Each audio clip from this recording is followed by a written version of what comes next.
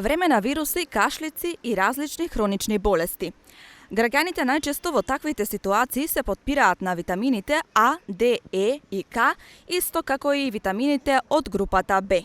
Според анкетата која ја направивме, повеќето го делат мислењето дека витаминот С е еден од најбитните во зимскиот период, но има и такви кои одбираат овошје и чај наместо други препарати. Витамини поретко пиеме или воопшто не пиеме, само витамин С. Пијам и тоа во летниот период. Друг начин за имунитетот? Имунитетот чај секој ден. Зима, лето. Само витамин С. Помага? На нога сме на тие години. 82 години сум веќе. На тие години сега толку. На нога да сме.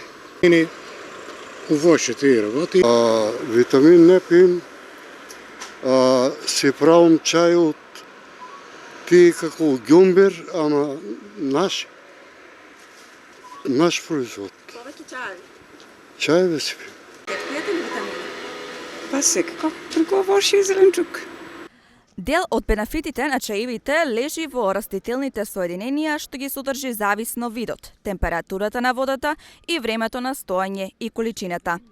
Лекарите препорачуваат да не се претирува со внес на витамини кои можеби претходно ги имате внесено во вашиот организам преку консумација на исхрана или течности.